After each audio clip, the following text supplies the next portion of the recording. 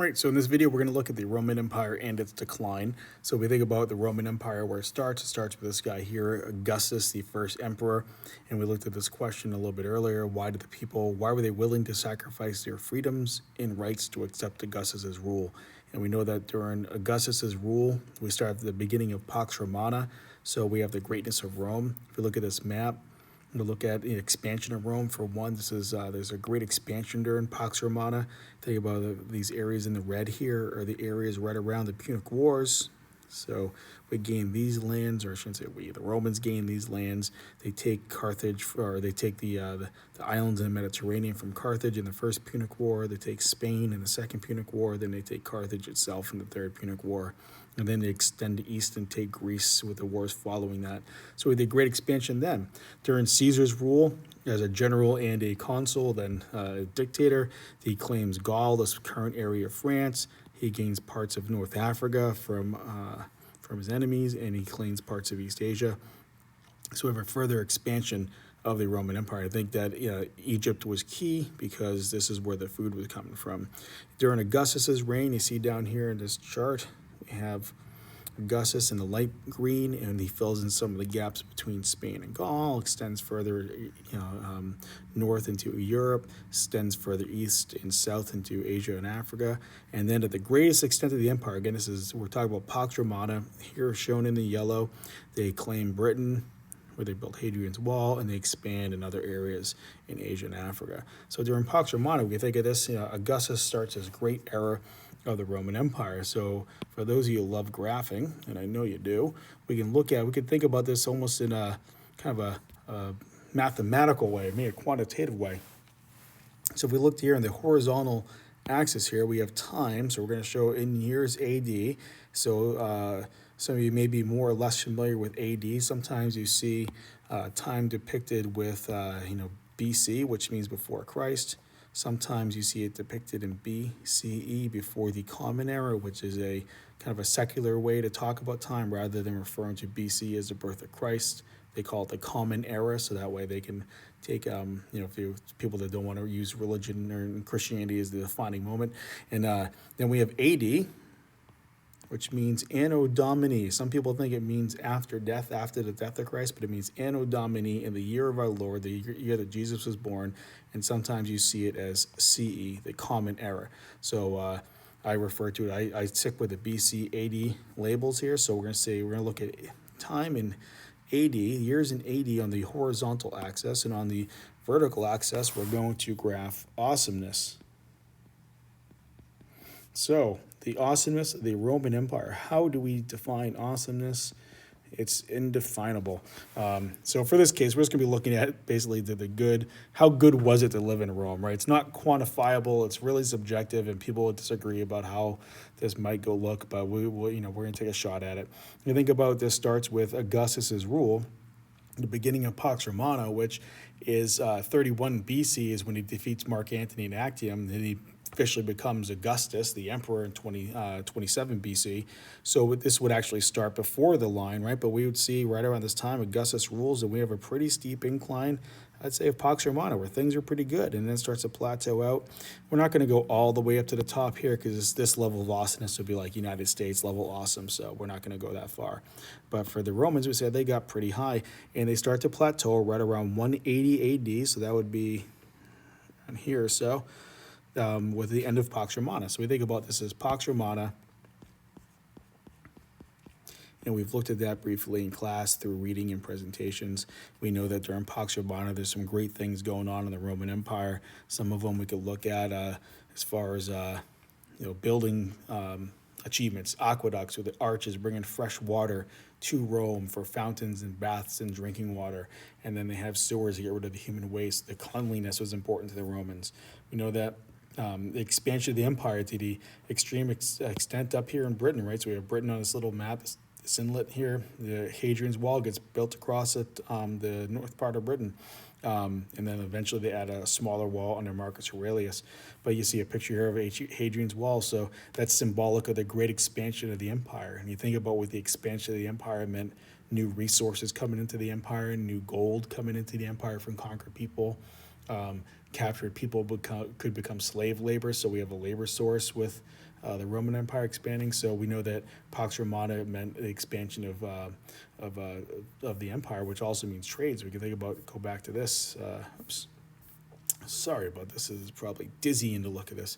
We can go back to this, and we can say that with the expansion of the Roman Empire, as we've seen with Pax Romana, we have trade flourishes as the Roman Empire expands and builds roads. So we have trade, we have manufacturing.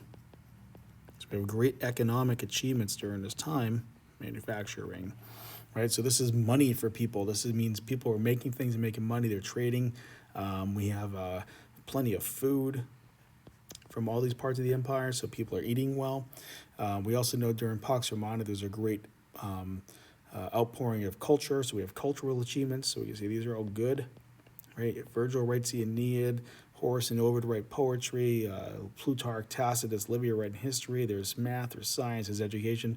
So there's a lot of cultural greatness going on during Pax Romana, and maybe most importantly, there's peace, right? There's no civil war. That doesn't mean they weren't fighting on the outskirts of the empire to conquer new lands, but Romans weren't killing Romans like the times of the Social War, Marius and Sulla, the Gracchi or Caesar. So there's generally peace, right? And people are generally happy during this time.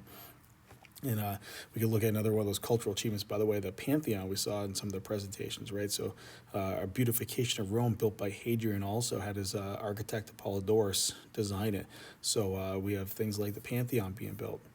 But there's also signs of trouble. We know there's bad things going on underneath, such as things like we know the Circus Maximus, right? A racetrack for chariot races, which is great. You go and you root for your region of Rome and your color, and they would race around the track against each other, but they would go there just like we talked about in class with NASCAR. They'd want to see the crashes. So these are the most expensive seats to sit in these areas, because if there's going to be a crash that happens, it's going to be right around this corner, so they can see the chariot crash, people get stampeded.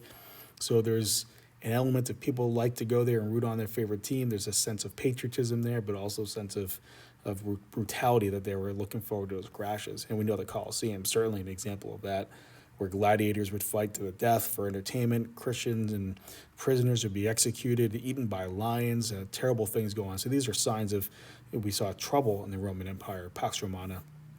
And the other thing we saw trouble, we can put up here too, we're thinking about is the idea of some of these leaders, right? So think about some of these guys like the Julio Claudians. We have Caligula, in particular Claudius and Nero. These are some pretty insane emperors, burning down cities.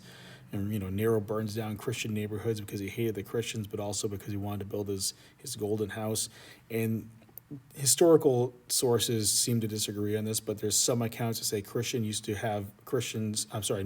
have Christians burned to provide light for like outdoor dining and and entertainment. So whether that's true or not seems to be disagreeable, historians don't agree on it, but there's some accounts that possibly that could happen, right? Caligula names his horse an emperor. They're killing each other off. They're murdering, wives are murdering. They're murdering their fathers.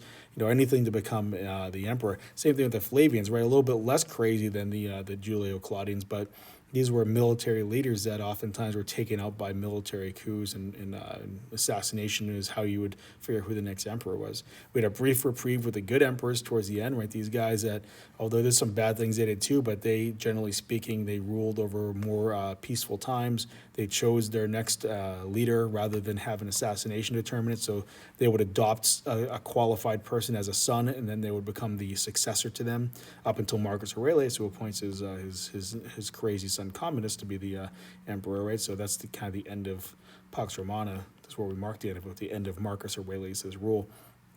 Either way, all these things, we can look back at this graph and say, okay, this starts our decline. It starts to be a pretty big decline after this, and there's a lot of problems that we see that kind of link to this. So we know that this is a time, this decline. This decline is marked by things like, violence for entertainment. That doesn't tell you much about people. We could talk about bad leaders.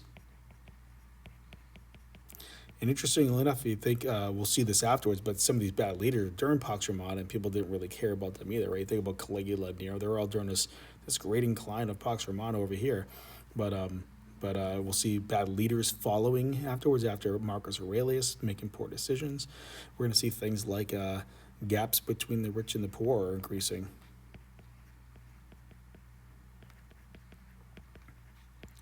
And if you remember reading about in the book, they give you an example of a menu, right? A common person's menu, gap between the rich and the poor. A common person's menu might be like bread, meat once in a while, some vegetables if they're lucky. But a rich person's menu was things like flamingo and ostrich and dormice and all this crazy stuff, sea urchins. They'd eat all this exotic food just because they could. Maybe like today, like eating like a hippo burger or a giraffe steak just because these banned meats because you had the money to get it. So you have this gap between the rich and the poor. The rich are living really well, the poor are living very poorly. You think about as the empire, we have a stop at the expansion of the empire. Expansion stops.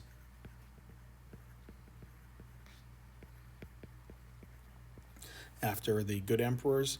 So with the loss of expansion means there's no new gold coming into the empire, there's no new lands being conquered, resources become more limited. I would say that the fact that their slavery decreased was good because slavery is bad, but they would look at it and say it's bad because who's going to do these jobs? So think about the loss of expansion, they start relying on colonists. Remember, colonists are basically tenant farmers, they're not slaves.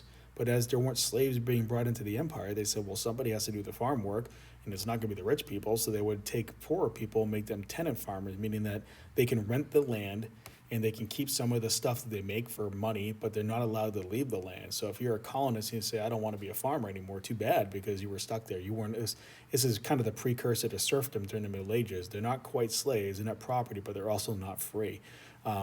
During this time, we have, because there's no new gold, massive inflation coming into the empire or plaguing the empire.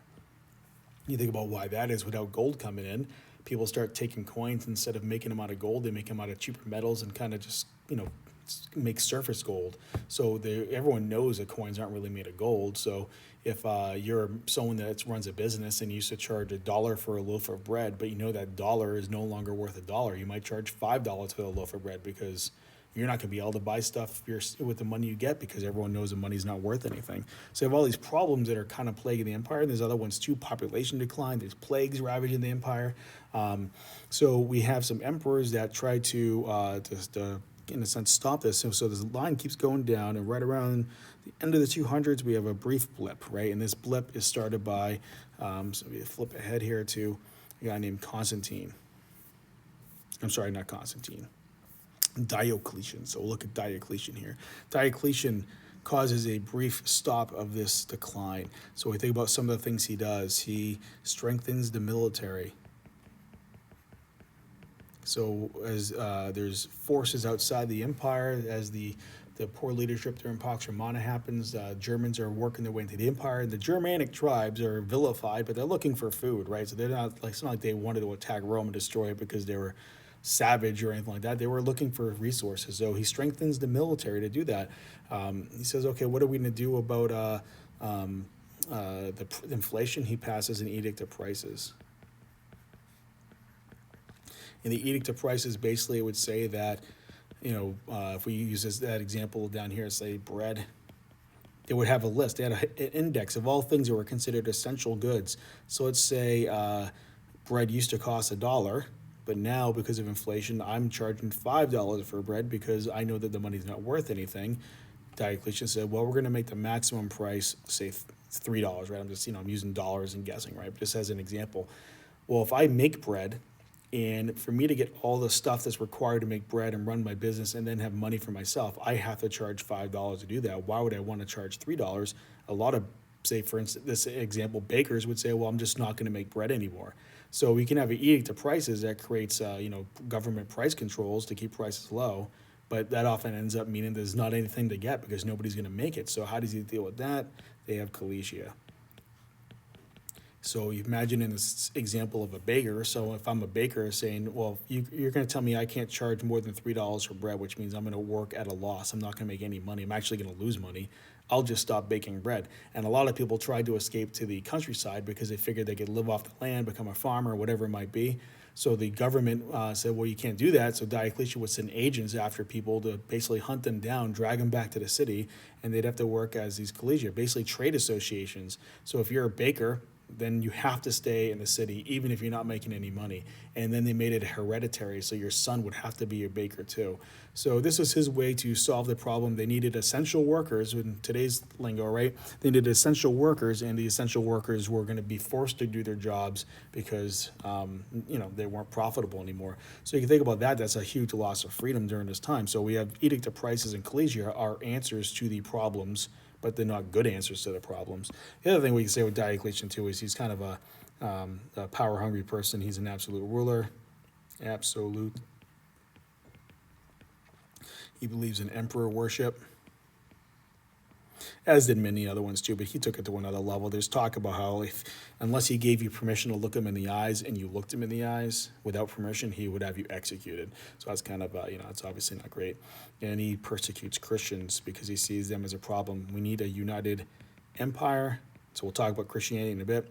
We need a united empire, and we can't have Christians worshiping their God when they need to worship the emperor and be loyal to Rome. So he has a massive persecution of Christianity. The other thing he does too is he says, okay, Rome's too big. This empire has spanned too much. We have to divide it in half. So he divides it into east and west, and he takes the east. You might think, well, why the east? Well, this part of the empire, the western half that we know, like where Rome started on the Italian peninsula, has begun to decay. There's no money over here. This is the bankrupt part of the empire. The money's over here in the east where it connects to Asia. Think about this whole area of Asia Minor as a crossroads, right, between Africa, Asia, and Europe. They all meet in this area. So this is where all the money is. So he takes the eastern half and takes Byzantium as his capital, and he gives Rome to Maximian as co-emperor, and then the emperors would each have a Caesar. So the Caesar would be kind of like the emperor in training. So Diocletian's the emperor, his Caesar would be Galerius, and when Diocletian passed on, Galerius would become the new Augustus, and then they'd pick a new Caesar. And this statue kind of shows us. This is what they call the Tetrarchy. And what the Tetrarchy is basically ruled by four. And you see it's kind of two sets of emperors, or I should say Augustuses and Caesars. One's looking to the west, and one group's looking to the east. And in this case, we have, they're embracing each other. You see their arms are around each other, so they're almost like brothers. But they're also, interestingly enough, their hands are on the hilts of their swords, as if you kind of get a sense that, like, I'll rule with you as a brother, but, I'll also kill you if I have to. But one's looking east and one's looking west. And this was to solve the problem of the empire just becoming too big. So we look at this chart here, right? So we got Diocletian begins, he kind of stops a little bit of this decline, and there's maybe a little upward movement here where some of the problems, although they're not fixed, at least they're kind of stalled. And then the other emperor that kind of comes in here that does this is Constantine. He helps with the maintaining or stopping the fall of the Roman Empire, at least briefly. Constantine becomes an emperor afterwards. He has a battle amongst other emperors. He doesn't want to rule by four. He wants to rule the entire Roman Empire. So Constantine goes to battle. And in the battle, this is the Battle of the Milvian Bridge. It's important because when we look at the big contributions of Constantine, is the Battle of Milvian Bridge. He, before he goes into battle, sees a sign in the sky, a blazing cross, and hears these words, "In this sign you will conquer." And he takes it as a sign from the Christian God that if he believes in the Christian God, or he is loyal to him, then he will be victorious in battle, and he is victorious in battle. So following the sign of the Milvian Bridge, we can go back and look at some of the achievements of Constantine. He passes the Edict of Milan, which legalizes Christianity. So there's been persecution of the Christians all through this time. Diocletian was terrible. Nero was terrible. He legalizes Christianity, basically ending the persecution of the Christians. He doesn't make it the official religion of the empire. Theodosius will do that later. And he doesn't even really convert to Christianity until he's about to die. On his deathbed, he converts. But he does legalize it. But he could also say a couple things. He moves the capital to Constantinople. So he makes Rome one empire again, but makes Constantinople, which was Byzantium, and now we know it as, today it's called Istanbul. So he moves the capital east. So we look at that, if we go back to this map, here's our new capital. It was Byzantium under Diocletian. This now becomes Constantinople. So a real sign of humility of Constantine naming it after himself, and he moves the capital. The other thing we could say, though, is that Rome became more of a, Rome became we might say, a military state under Constantine. Less and less freedoms are available. He's got to fight off invading barbarians, which are becoming increasingly a problem. So basically, Rome becomes a military state. There's conscriptions and drafts, people being forced to fight in the army. So, but we could say if we go back to this, though, there's a continued kind of pause in this, right, of this decline. So that goes up to about mid 300s or so. But then after that, we start seeing there's a steep decline to what we call the end of the Roman Empire. And we'll talk about what that end is in a second. But the other big factor we have to look at here is the rise of Christianity. Now, we can look at this, if we're looking at Christianity through a historical lens, not a faith lens, we could say that this is a cause of the fall of the Roman Empire, and that has a negative connotation, or at least it could. But you could look at the Roman Empire was kind of a terrible place at this point, so the fall of the Roman Empire is maybe not so bad. And why the rise of Christianity led to that is tells a different story too. So we think about historically, right? We have Jesus as not just the Son of God in the Christian viewpoint, but a historical person, right? He does exist. He's a person that existed in a point in time. And if we're trying to think about this historically, why is he important? Well, he comes with a new message of Christianity, new message of, we could say, love. Love thy neighbor as yourself. Love God above all others. A message of forgiveness. And a message of salvation, right? Eternal salvation. So this new message is very appealing to people, right? That you think about if you're, say, some of the downtrodden in Rome, if you're some of the poor, and you're talking about salvation, saying love God. If you love God above all else, and you love your neighbor as yourself, you can have eternal salvation. And you think about some of the Bible passages, they say that the first on earth will be the last into heaven, and the last on earth will be the first into heaven. Who does this appeal to? This has broad appeal to people. So you put appeal. You think about the poor, right? Poor might say, I have nothing on earth. I'm starving, and I see how these rich Romans live with everything, eating their ostriches and their flamingos. But they say, but the Bible says, if I believe what Jesus says, that in heaven, I'll be the first into heaven, and I'll have everything. And these rich people will not get in heaven. The rich people, it's easier for a rich person to pass through the eye of a needle than for a camel to pass through an eye of a needle than for a rich person to get in heaven.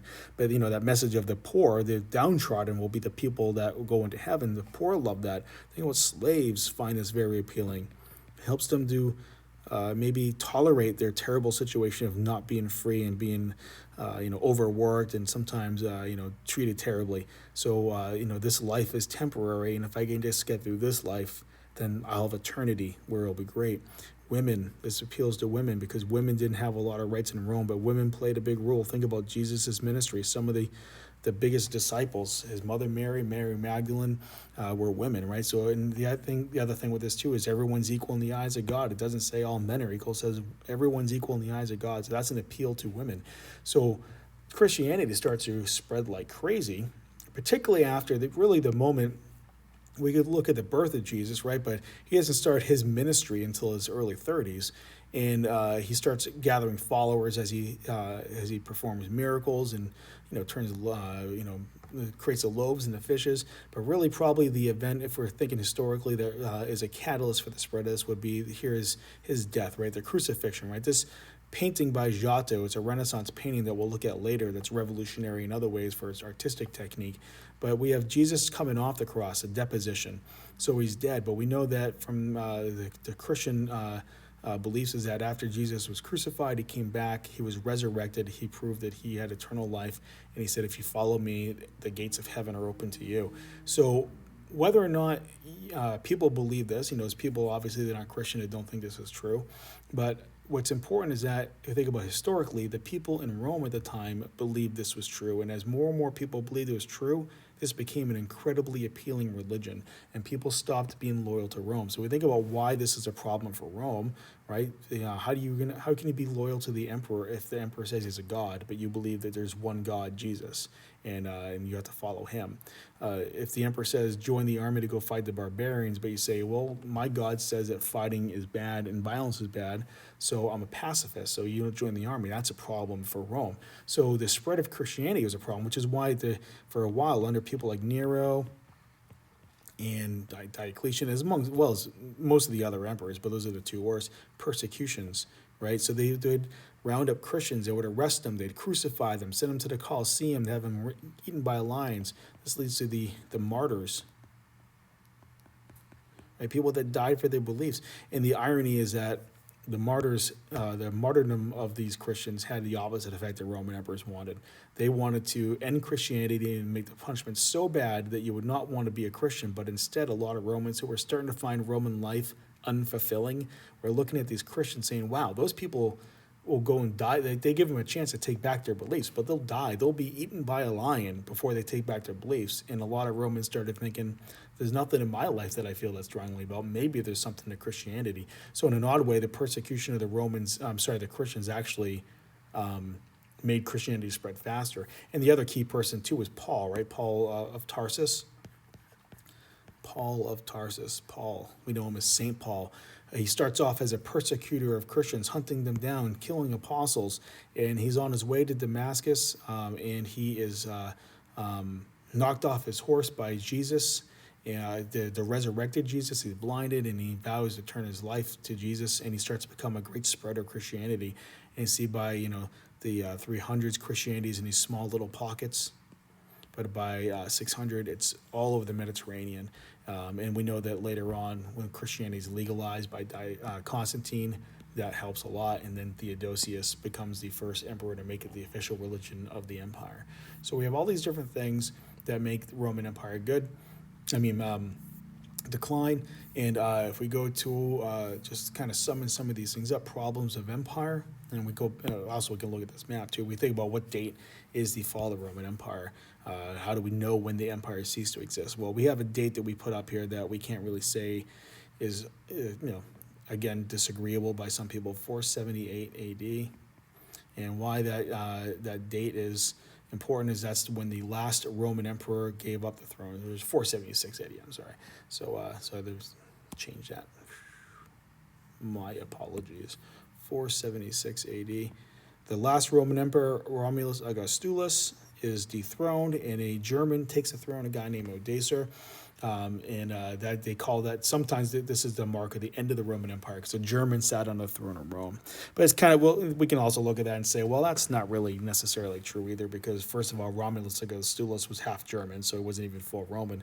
But with this long decline, we go back to like some of these things, look at all these terrible things going on in Rome, all the way to this point that Rome was on a long decline. You might say the Roman Empire, as they promoted it, stopped somewhere around here, or maybe stopped somewhere around here, that it was still technically the Roman Empire, but only in form, not in spirit. So we look at let's look at some problems of the Roman Empire. We can think of problems, or we can think of reasons for the decline. Here we go. Reasons for the decline of Rome. We got some that are political. Rome just became too big. The government structure initially was a republic, and it just got too big for a republic. And politically, think about things like poor leadership, terrible emperors that were insane or cruel, or that took away people's freedoms. So there's all kinds of poor leaders and political problems in Rome. We could think of economic problems. The Roman Empire wasn't expanding, so they didn't have any more money coming in, which led to inflation, which led to having to use colonists, Roman citizens, as tenant farmers. As far as political and economic, maybe they kind of overlap a bit. The idea of collegia, that we need people to stay here and work economically. So you have to do your job, but you don't have any freedom, so that's a loss of freedom. So it's all trade declines. As German invaders or German barbarians invade and the Roman Empire doesn't have the money to support the army, trade declines because people are afraid to travel on roads. And then roads fall into disrepair, aqueducts fall into disrepair, so there's no money, they can't upkeep Rome. We look at cultural reasons, right? Think about cultural things. Romans became, they just lost their sense of patriotism. Rome wasn't great anymore. Nobody wanted to sacrifice for Rome like they had before. Their sense of duty had eroded. And we could also say cultural, think Christianity. The rise of Christianity, good for Christianity. You might say good for the world, but not good for Rome. And then you had social, right? The growing gap between the rich and the poor, that some people had a lot and some people had very, very little. So that causes dissatisfaction and discontent. And we can look at the German invasions. Like I said, these are, we mark the end of the Roman Empire, 476 A.D. here, when a German sits on the throne. But these invasions, sometimes I think for a long time these were seen as the reason for the fall of Rome, but really they're just the catalyst of the fall of Rome. You have the Huns that came in from Asia, and they were fierce warriors, but they're looking for resources and food, right? There was drought and plague in Asia, so they come looking to survive. And when they came into this area, there was Germans living here. So these Germans, who the Romans had been fighting to keep on the frontier for all the time, are fleeing from the Huns. So they start fleeing into Rome. So the Vandals come down here into Spain and North Africa, and then they invade parts of Sicily. They invade Rome eventually, and they go up and invade Sardinia and Corsica. And so we had the Vandals invading Rome in 455 AD, and vandalism comes from the term the Vandals, right? So they probably came in and spray painted and slashed some car tires and things like that, as well as destroyed other stuff. You have the Visigoths that came into Rome. They fled from the Huns, and they came down here. They were the Ostrogoths came down and they took Rome into the peninsula. The Visigoths, led by Alaric, see Alaric here, he sacks Rome in 410, goes down to the eastern part of the empire where the money was, gets turned away to Battle of Adrianople, or is paid off basically by the emperor to go and fight against Rome. So he comes over here and he lays siege to Rome. So in 410, Rome falls for the first time to German barbarians. He's one of the Visigoths. But the irony is that when Alaric finally sacked Rome, they laid siege to it, and when the Romans finally gave in and allowed the Germans in, there was nothing for the Germans because the Romans were starving out too. There's stories about the Romans resorting to eating dead gladiators and dead people in the Colosseum because there was no food. Whether or not that's true, again, is one of those things that I've seen different sources on. But either way, Rome was in a decrepit state. So when Alaric comes in and sacks Rome, he's like, oh, this isn't worth keeping. So he moves on and stays in Spain. So we have all these different German invaders come in. We also know from your British lit and your English that the Anglos and the Saxons and the Jutes come up to north into Britain and claim that. Some of them settle in northern France and Brittany. But either way, we have all these German invasions, and these are really, you think about this, these guys are more of a catalyst, right? These aren't a reason for the fall of Rome, catalyst, but they speed it up. Rome was on the decline. It was getting ready to fall. And when these Germans started to invade because the Huns forced them out of Europe, they were just speeding up what was pretty much a conclusion. Rome was a shell of itself by the time. When Odysseus sits on the throne in 476, it's not much of a victory. It's not much of a prize. So we can look at this and say, okay, what were the various factors? We've talked about them. One of the things that we'll be discussing in class is which one was the main factor. Analyzing from looking at some sources, which one is the cause that was, we had to pick one. What was the major cause of the fall of Rome?